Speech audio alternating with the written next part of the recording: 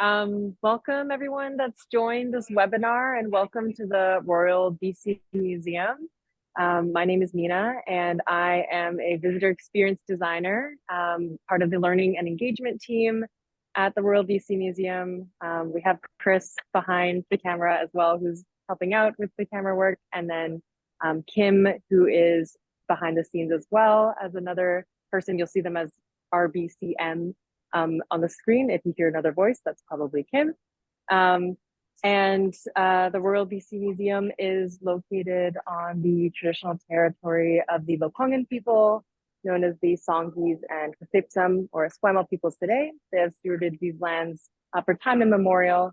And for this webinar, for folks who are joining in from different places, please feel free to share in the comments where you're joining from as well, as we talk about this very important and exciting exhibition, Odysseys and Migrations. We're really fortunate to be collaborating with the Chinese Canadian Museum in Vancouver for this webinar. So today we're going to do a tour of Odysseys and Migrations, all about Chinese Canadian history and the stories of migrations of Chinese folks from around the world to the lands that are now called Canada. And for myself, I lead a tour once a week at the RBCM about Odysseys and Migrations, as that kind of weaves in my own story of being a second generation Chinese Canadian person on these lands. And I really appreciate exhibitions like these because for me, it really lets me learn more about my own family history of people around me and my community. So we're really pleased to be hosting today, like I said, with the Chinese Canadian Museum in Vancouver, and really fortunate as well to have two people from the Education and Public Programs team with us today. So I'd like to give a warm welcome to Rosalie Gunawan and Janice Wu from the Education and Programs team. So Rosalie oversees education and public programs at the Chinese Canadian Museum, including the development of field trips for school groups and the production of the Schoolroom podcast. Welcome, Rosalie. And Janice Wu coordinates the Chinese Canadian Museum's education and public programs. She is a working artist with a career in illustration that spans over a decade, and her work addresses cultural belonging, family history, and the diasporic experience. I'm so glad to have both of you here. And I'm really excited to kind of dive into the stories and insights and reflections from Odysseys and Migrations from the original source of this exhibition. So this exhibition is on view at the RBCM until 2026, but it was traveling from the Vancouver Chinatown Museum. So Rosalie and Janice, to start us off, I'm wondering if you'd like to add anything to share about yourselves, and then maybe also share a little bit about the Chinese Canadian Museum for those who haven't visited there yet. Yeah, thank you so much for inviting us to be a part of this webinar. I'm very excited to be here today with the Royal BC Museum and to reminisce on Odysseys and Migration. I feel like this exhibition holds a very special part in my heart. So a little bit about myself is I my background is Chinese Indonesian. My mother grew up in Indonesia and immigrated to the US in her 20s. So I was actually born and raised in Anchorage, Alaska, and came here to Vancouver when about 6 years ago to do my master's at UBC. And I feel like growing up in Alaska, especially, there wasn't very much representation with Chinese people, especially people with the same background as me as Chinese Indonesian. And coming to Vancouver has been really amazing just because of the diverse community, and especially people who are also Chinese Canadian, but from all different walks of life.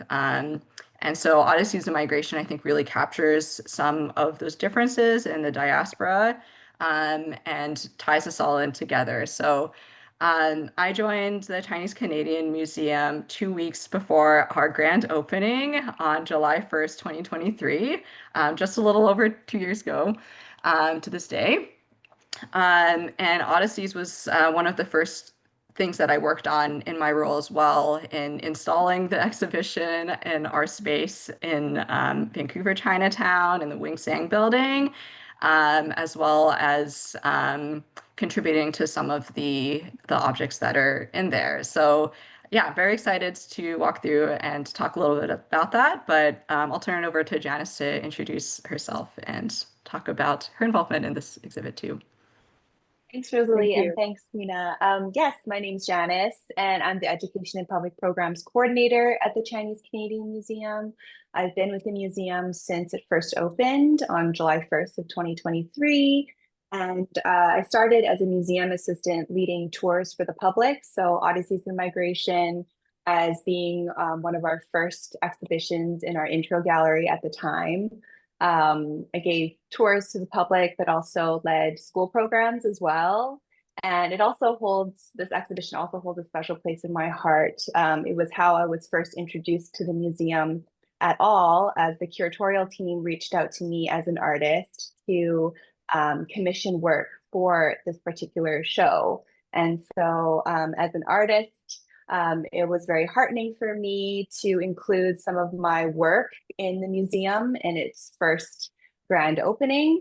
And also, it was my introduction to the organization as well. A lot of my work addresses my cultural identity, what it means to be Chinese Canadian, and so that's how I became interested and curious to start working at the museum to learn a little bit more about my heritage and about Chinese Canadian history, something that, many folks who grew up in Canada were not taught. And so I feel that this exhibition gives a very comprehensive overview of the diversity in our experiences and how Chinese came to Canada. So yeah, I hope to have some opportunity as well to talk about some of the artwork that I produced for the show. Thank you. Absolutely. Well, I'm so excited to hear about your involvement in all of that. Um, so just so folks know, I get a little bit more of a sense of the Chinese Canadian Museum in Vancouver as well. You mentioned kind of the beginnings on July 1st in 2023. I'd love to hear just a short overview of what the Chinese Canadian Museum is all about for folks who've never been. Hmm.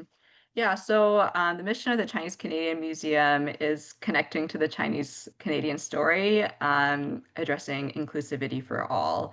And I think when I reflect on the mission, there's a lot of different aspects that you can pull from that.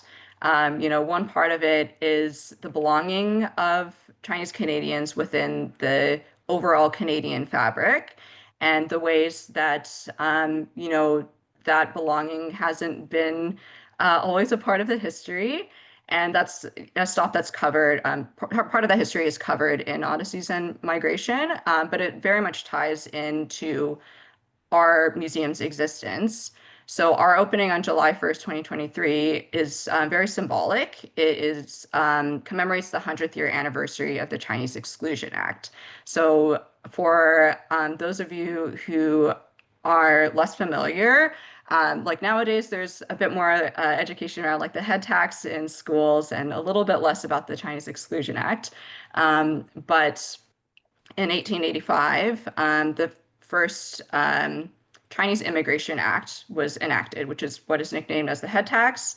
And it is the first and only immigration law to have targeted a specific ethnicity of people and um, kind of denied entry or restricted entry into Canada. And so once the head tax was enacted, coinciding with the completion of the Canadian Pacific Railway, it was very much as a way to curtail Chinese from immigrating to Canada because the idea of Canada was very much as like a white nation and not wanting Chinese people to belong. And so eventually, even after a very prohibitive head tax, which rose to $500 at its max, the equivalent of 2 years average salary in Canada, the the Canadian government enacted the Chinese Exclusion Act in 1923 that completely barred Chinese from entering.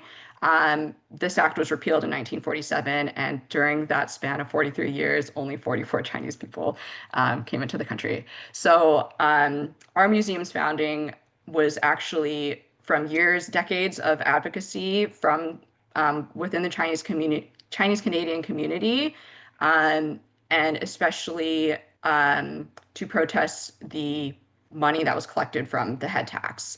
So the Canadian government, as a way of making reparations, um, promised some seed money essentially to fund our museum from being established.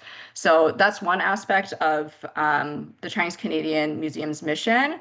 And I think the other part in thinking about it is addressing inclusivity for all is really speaks to the diversity within the Chinese Canadian community at large, the Chinese community, Chinese Canadian diaspora, because a common misconception is that all Chinese Canadians come directly from like mainland China or from Hong Kong, but really there are many different pathways that people have taken to coming to Canada. Like thinking about my own family history, originate with roots in Indonesia, but originally in southern China, and people coming from small towns across BC instead of just in the large urban centers of Vancouver and Toronto. And then also other pathways coming from India, coming from like Mauritius, coming from South Africa. There are many different pathways, and I think our museum strives to hold space for all different identities of Chinese Canadians. Yeah, Thank Janice, do you you want so to add much. anything to that Yeah, or? Perfect.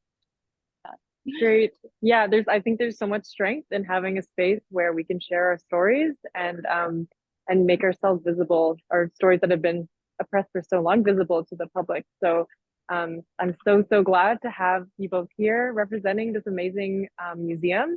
Um, and I just want to acknowledge for folks who are joining, if you have any questions, feel free to leave them in the chat. And if you have clarifying questions, we'll see if we can acknowledge those throughout the webinar, but we'll have some time at the end as well to address other questions you have.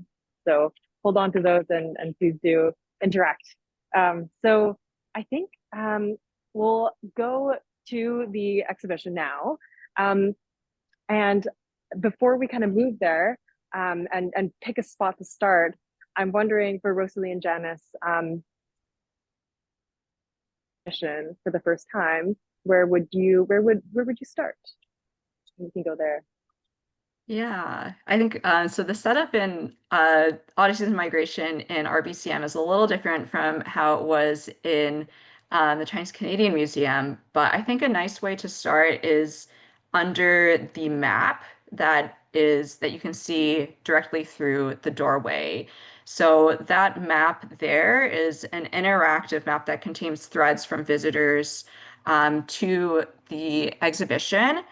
So everyone can add their own family migration story. And I think it's just a really lovely way to ground people and thinking of the diversity and the paths that people have taken to getting to these lands. Yeah, and for those who are joining, you can, if you make your way to this exhibition, we have threads that are accessible on the side, and people can go ahead and pin their spot directly. And so it's organized around the Pacific Ocean, and so you can see kind of how the threads we have some pretty wide journeys already marked on here. So that's been really incredible to see. Yeah. Yeah. I think for myself, while I was leading tours in Odysseys and Migration, oftentimes we would start in our lobby space at our museum. And we have a really beautiful piece in our front desk by Susan Point, who is a renowned Musqueam artist. We commissioned her to do a very special piece for us. And it's actually a spindle whorl sculpture. And in it, she has included elements of both Musqueam origin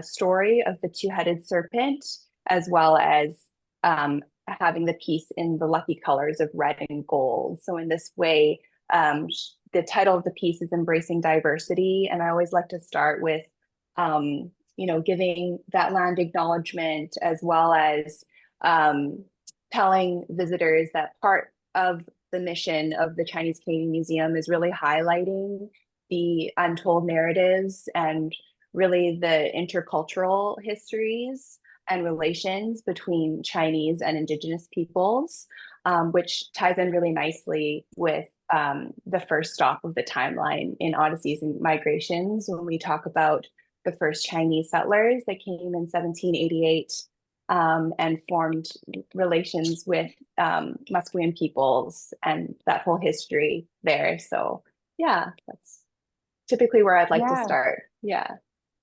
So that's typically where I've been starting my tours as well. And it's so great that we have some resources here as well for folks to look at. It's pretty busy today at the museum, so we're going to make our way this way. I feel like this is a story that is not often told, and so I was really, really excited to see this section highlighted, especially talking about Musqueam peoples as such a central community that's been in relationship with Chinese people for such a long time. So this is a section here on Chinese and Indigenous relations.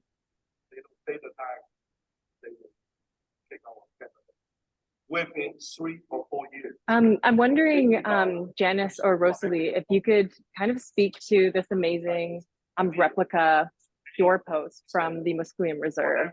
This was something that was also in the Vancouver exhibition as well, right? Yeah, it was. So the calligraphy on that is by our former colleague and friend Henry Hung Liu. But the doorpost, it's if you think of like a post box that people have outside of their homes that have, the names on them, like house posts would have the names of either like the family that's living there, or usually not really businesses on the at least that we know of for the Chinese farms. Yeah, I actually can't remember exactly what if this one is modeled after a specific person's. Oh, it's Howard and Larry Grant's parents, a doorpost from their farmhouse. So Elder Larry Grant is of mixed Musqueam and Chinese ancestry. And he was one of the people that was featured in the stories, the documentaries that used to be in the old exhibition space. I'm not sure if they're included in RBCM on the wall It is somewhere. included. It's actually behind us. And so the screen is right behind our camera here. It's currently playing, I think this is Gordon Kwan's documentary, but Larry Grant's it cycles through to Larry's as well. So wonderful. Yeah, so there are short interviews with people that speak to each of the stops on the timeline that's in Odysseys and Migration. So for the first stop, it's Elder Larry Grant speaking about the interconnected relationship between Musqueam and Chinese, and how Musqueam people welcomed his father's family when they came to Musqueam to start a farm and to live on those lands. And he speaks really powerfully as well to being of mixed identity, and how he's kind of straddled the line between two different worlds of like not being Chinese enough or not being Musqueam enough, and really reclaiming that, especially now. And yeah, I think he's been one of the leading voices in speaking about Chinese and Musqueam relationships, and how, both groups, we have very similar shared history, and I think a lot of it has to do in resisting some of the systematic discrimination and oppression under, the kind of, yeah, in Canada. Yeah. Yeah, I think for me as well, it was really fascinating to learn about the history of Chinese market gardening. It was the first time that I had ever encountered this history, this part of Canadian history. and learning that at one point in the early 20th century that most of the local produce that was grown by Chinese on Musqueam land with Musqueam consent. And so for me, that was a very beautiful and touching history to learn about, something that I, again, had never come across and had never known that these relationships formed, and mutual relationships as well. Yeah. Yeah, Absolutely.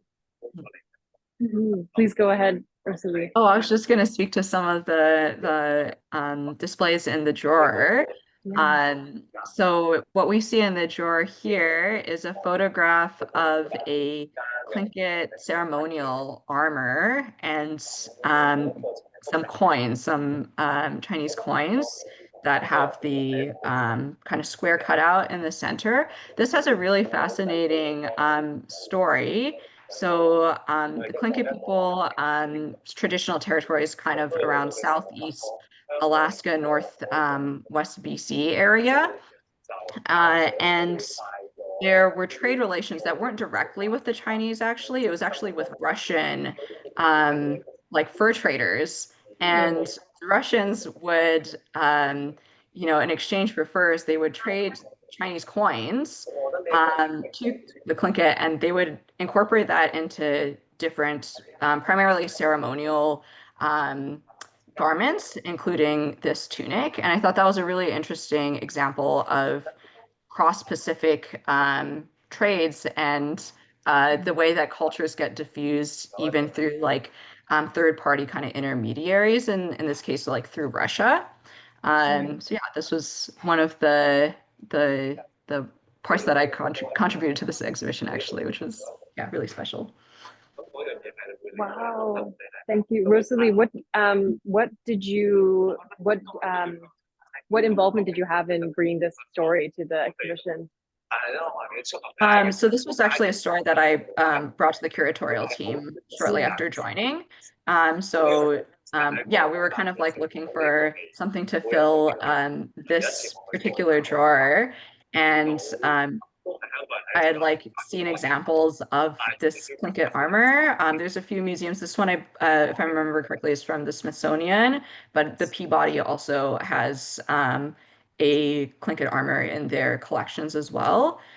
So I like reached out to them to obtain permissions for the photograph to be reproduced in the exhibition, and in sourcing coins, although most of them are replicas and not genuine, but they give you an example of what would have been used. Yeah, I think this section does a really great job of kind of giving snippets of the span of Indigenous and Chinese relationships in terms of territory across what's now BC. Even thinking about the first documented Chinese folks who have arrived in what's now Canada was not too far from where we are in Victoria now on the Lekwungen territory, just on the west coast of Vancouver Island. And so thinking about this exhibition in the context of where we are now has been really, really cool to learn about. So we're moving kind of through this next panels here that move into Gold Rush era and the construction of the Canadian Pacific Railway. I'm going to speak up a little bit in case the video is kind of loud, but we have some really incredible belongings and objects that are featured in this part of the exhibition as well. And I'm wondering if you might be able to speak to some of these as well. I think we've got some business cards from Yip Sang's Canadian Pacific Railway business. Yeah, Janice, do you want to speak to this one, or I can as well? Yeah, I think our location is currently in the Wing Sang building, which is the oldest brick building in Vancouver Chinatown. It was built in 1889. Yip Sang ran an import-export company named Wing Sang, and Wing Sun in Chinese means longevity or everlasting. And so in this way, he named his business after the aspiration of of a long legacy. And Yip Sang actually came to San Francisco first from his ancestral village in China, and he came for the gold rush. And it didn't really pan out in San Francisco, and so he eventually migrated his way to BC. He worked very many odd jobs, eventually found a job with the Canadian Pacific Railway, and he worked his way up the ranks and became the Chinese superintendent for the CPR. So he was in charge of bringing over Chinese laborers from China to Canada to work on the railroad. And, when I take folks through this exhibition, I always like to remind them that the building of the CPR was a very integral, important project for the country at the time. It was its only way to connect the country from coast to coast, and it heavily relied on the labor force that was predominantly Chinese. Chinese laborers were also sent to the most dangerous parts to work on the railroad, parts that white laborers did not want to work in, like the Fraser Canyon and through the Rocky Mountains, blowing dynamite through tunnels, and many lost their lives building the railroad. So we always like to remind folks and to speak about this history because, as Rosalie mentioned before, shortly after the CPR was complete in 1885, the Canadian government then passed the head tax as an effort to slow Chinese migration to the country. Yeah, this legislation was something that affected so many people so deeply, including my own family. And just having the opportunity to share these stories more openly, I think has been something that, at least on a personal level, is healing in some ways. And I'm really glad that we have some tangible artifacts as well that can kind of speak to the very personal stories that people had with this time in Canadian history. So yeah, of course the head tax kind of was meant to stop people from coming to BC, but people still came, and so really quickly before we kind of wrap things up, because I know we're coming close to 12:30 now, maybe we could say a few words as well about how Chinese diaspora and Chinese communities are still celebrating their cultures. And this kind of section, we have a section on Hong Kong and Vancouver and present day Chinese migrations on this wall. And maybe we can kind of wrap up this really quick tour with a little bit about current migration stories. I know it was Janice who had contributed to some of this artwork that's displayed here. Maybe you could speak to that. Yeah, I could speak to that. So my practice is centered around noticing the overlooked, and I work in the medium of drawing. And so drawing is a way for me to understand the world around me. And often I draw things that are everyday and very ephemeral. And so I actually did a series in 2019 that was all on lost postcards, lost and found postcards. And so when the museum reached out to me to draw these envelopes that were sent to the Wing Sang building, it was kind of a full circle moment for me. So I had the privilege of going to the City of Vancouver archives and pull some of the correspondence and the letters and envelopes that were sent to the Wing Sang building. So I don't know if you could see on the envelope, but there's the seal on the top left corner that actually says Wing Sang and Co. And so at the time, Yip Sang, he ran his business in the Wing Sang building, but he also acted as sort of an unofficial postmaster for his employees and other local Chinese workers and laborers for correspondence to send their letters back to China. At the time, letters that had, Chinese characters, they often weren't delivered by Canada Post, by the postal system at the time. And so Yip Sang had the means to send letters back and forth to China through his import-export business. And so the building itself sort of acted as an informal post office for a lot of the Chinese community at the time. And so for me, it was really special to be able to see these envelopes that were written 100 years ago. And there's so much meaning that's imbued in something that's handwritten. These important messages that were delivered across oceans, some of them were delivering news about their family, about their health, or well wishes for their life in Canada.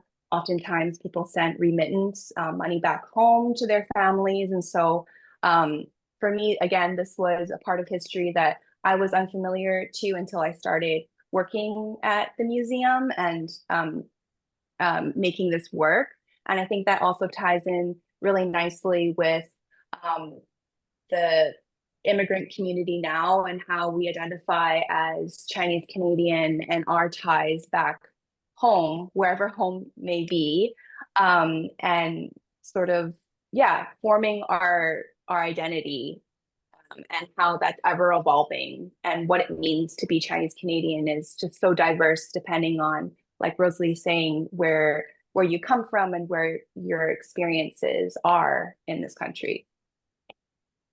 Yeah, thank you so much, Janice. We're just kind of showing this photo wall here that is at the kind of beginning of the exhibition, but it really shows the diversity of what it means to be Chinese Canadian.